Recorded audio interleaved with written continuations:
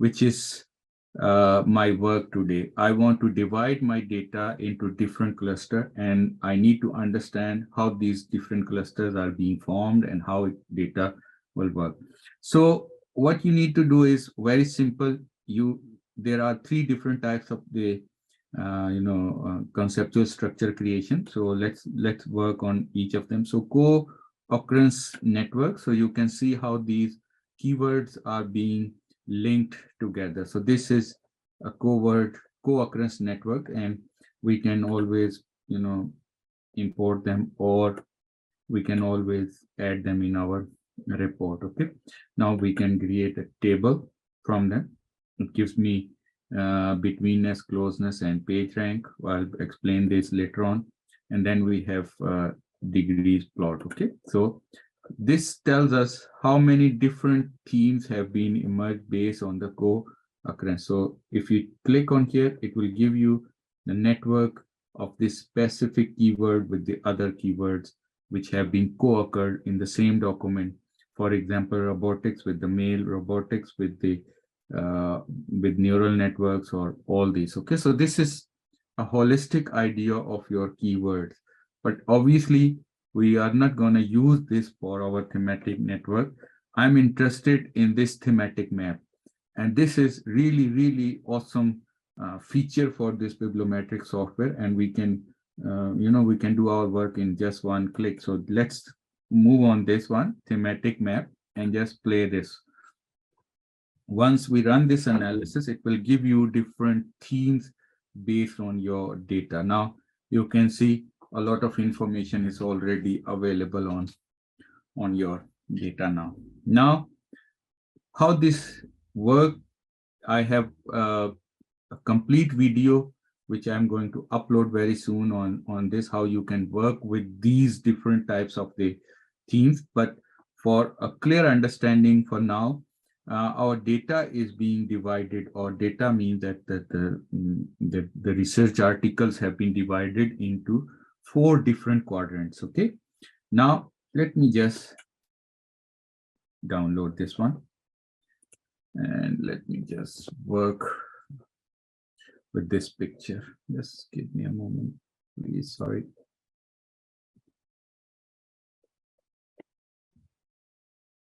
Okay, now what I did, I run this map analysis, and it divided my data into different clusters. Okay, and you can see these clusters have been divided into 4 different quadrants. Okay, this one is your quadrant 1, this one is quadrant 2, for example 1, 2, 3, and 4, just for illustration purposes, but it is not name like 1, 2, 3, 4. The names are different. I'm just telling you these data, or these clusters has been divided into 4 quadrants. Okay, now how these quadrants are being formed is very important to understand. Now there are 2 key concerns which we are working here. One is centrality, and the second one is density. So we need to learn how these 2 different features they work. Okay, so the centrality is basically how much these keywords are linked with the other data. For example, this cluster, how much it have linked with the other data sets or other clusters.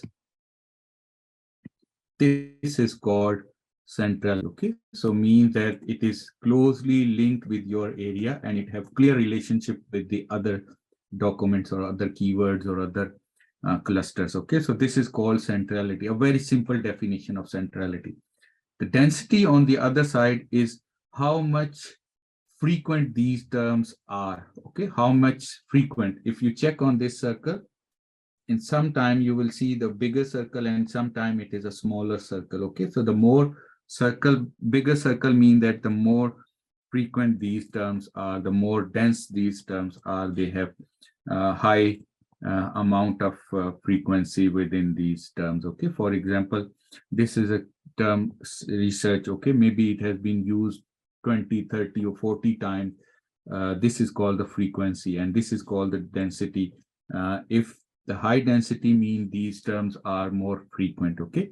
And the circle is telling us the number of terms being included within those clusters. For example, this cluster, it might have only 3 key terms because the circle is very small. But here you can see the circle is bigger. It means that it might have more keywords involved in this cluster that we can learn from the different, data analysis. How we can identify that? Let me go back to this one. For example, this is the table. Now you can see that these are the key terms which are in cluster 1. So if it is cluster 1, you can see a lot of key terms have been used, and this is the frequency occurrences.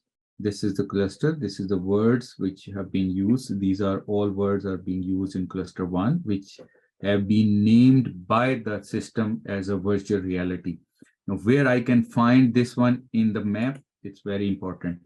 The first term, sorry, let me go back to this. The first term, the system will give it name as a cluster, okay? First term, which is being displayed here. For example, automation. So this is automation. Okay, now we can find out where is this automation theme in the data. Let's say we can work with the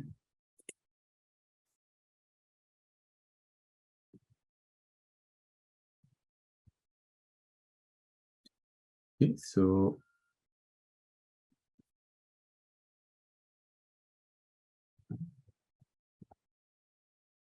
you can see that a lot of key terms are there in anthropomorphic robotics, which are basically human type of robotics. So there are a lot of key terms available. This is automation. Now you can see that a very few key terms are being used, okay? And this is the frequency of those key terms. So this is how we analyze the clusters and analyze different form of the data. So the system is using this information, and from this picture you can analyze quite a few things. For example, the circle, if the circle is not big, a small circle is representing very few terms are being used within that cluster. If the cluster is bigger, it means that a huge amount of terms are being used. As you can see that here we have the much bigger circle, which represent a lot of key terms, or the words are being used in this cluster, okay, to form this cluster because they are highly correlated. Now this is from the circle. Then we have density. Density means that how frequent these terms was, okay? For example, the low density mean that these terms were not more frequent, maybe 2, 3, 4 times only. The automation maybe 4 times, the Internet of Things maybe 3 times, blockchain maybe 1 or 2 times. But when we say high density, it means that the workplace, this key terms has been used, for example, 20, 30 times in the research. So that's why it is in the region of high density, okay? So this is a simple explanation of how we read this information from this picture, and also we can use tables and Excel sheets to understand more clearly about our different form of the clusters. Now let's move on with this work. Okay, now we do understand this data is being divided into 4 different clusters, and each cluster is being separated based on 2 criteria. One is centrality and the second one is density. Now these are called, the first cluster is called emerging or declining themes. Now what are these? This is the articles or the key terms which have low centrality and low density, which means that they have terms which are very much low in the frequency in the literature, which we identified, and also the relationship of these terms with other literature is not so much strong. in that case, these key terms or these clusters are completely isolated. Why? Either they are emerging because they are new and there are not a lot of literature support available for them, or they have already been studied a lot, and in that case, in the recent literature, you will not find more frequent key terms with that. So that's why either they are emerging or they are declining themes. That's your understanding how you define them in your research, whether emerging or declining. Okay.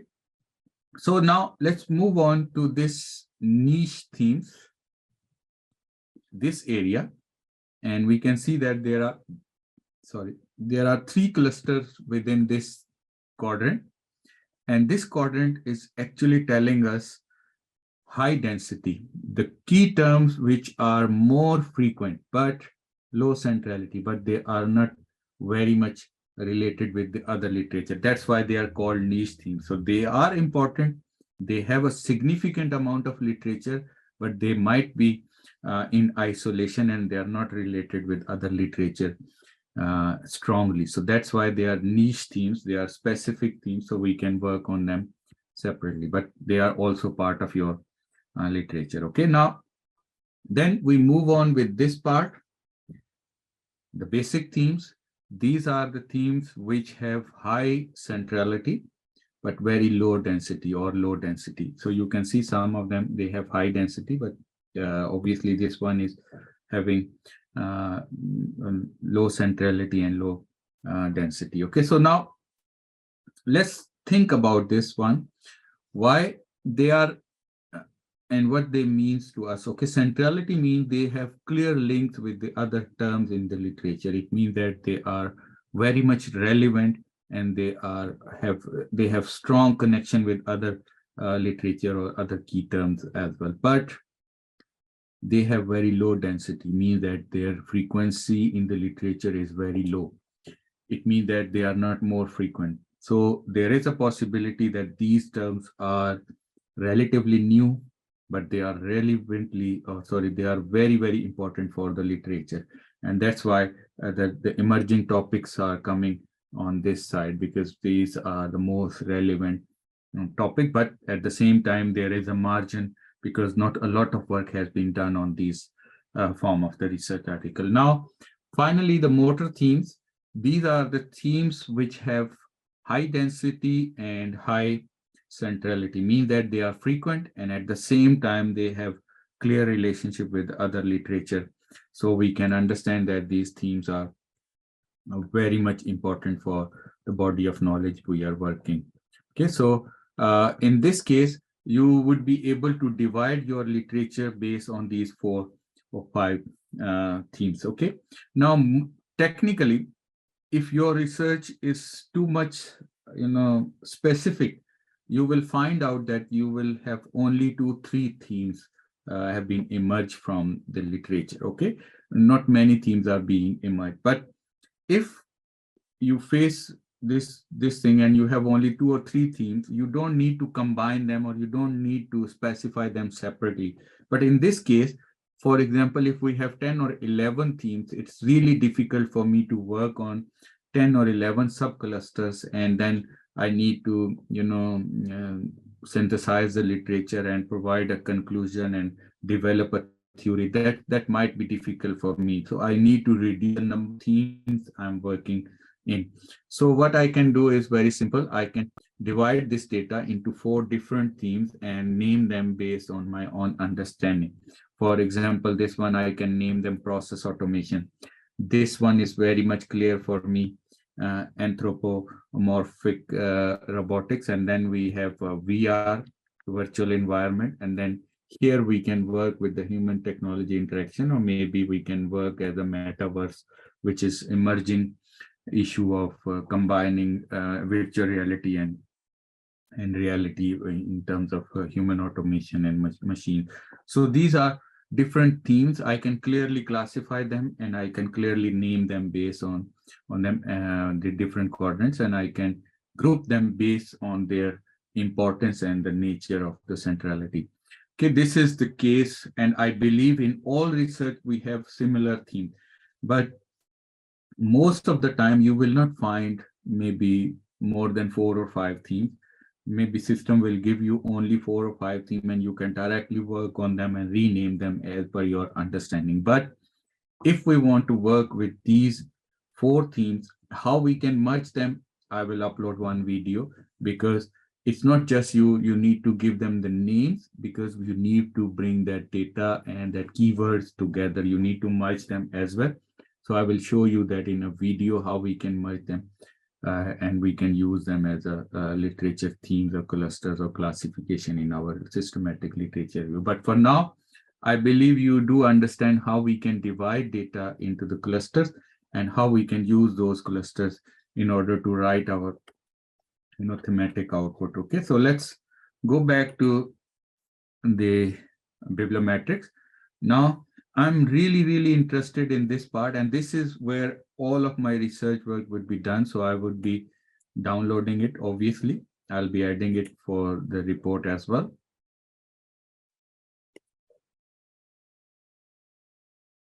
Okay.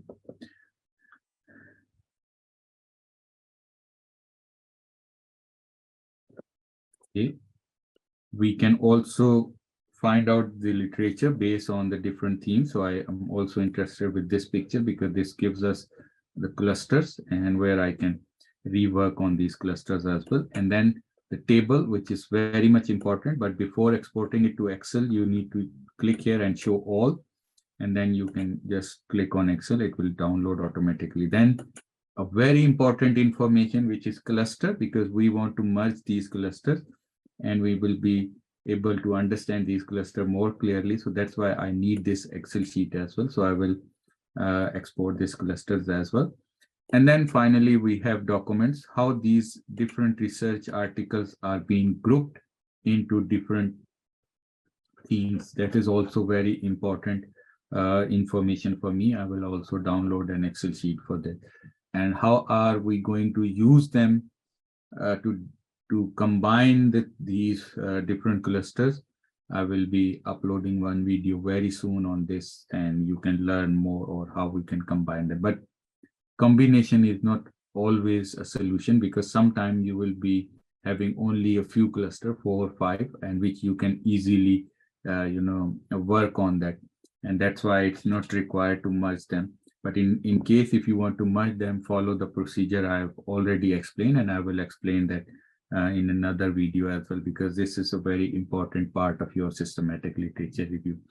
I'm not going further today because it's already 1 hour and it was a quite intense session. I will break this session into different pieces of information so you can understand more clearly. Okay.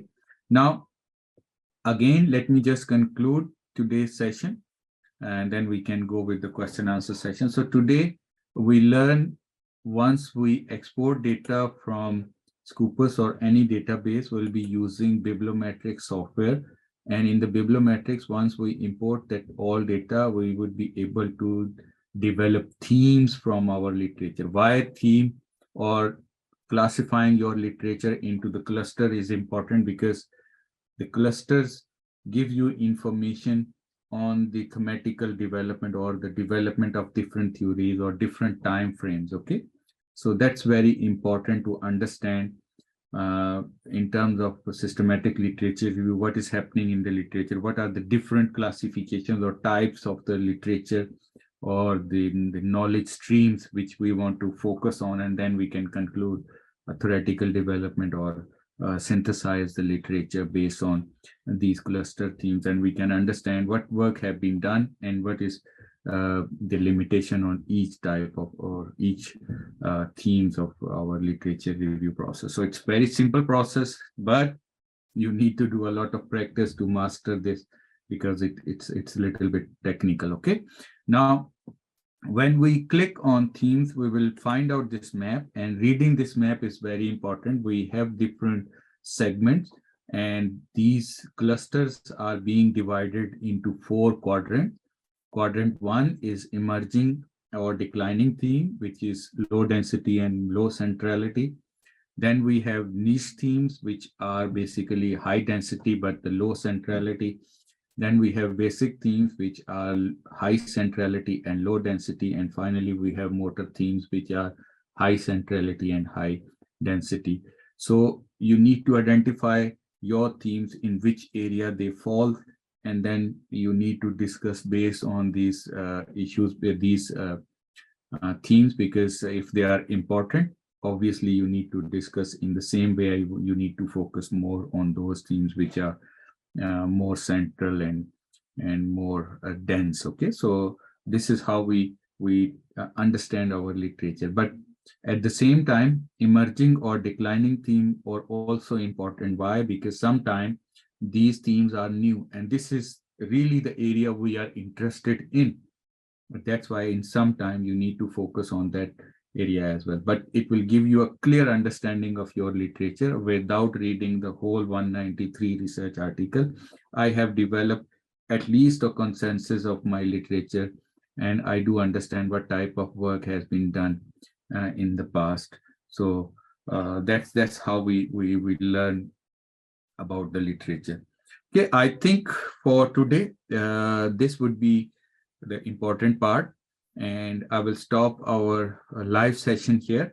But what next? Okay, so the next part is, once you are done with your thematic mapping, we will be working within the themes. Okay, the first you need to classify your literature into theme, name them.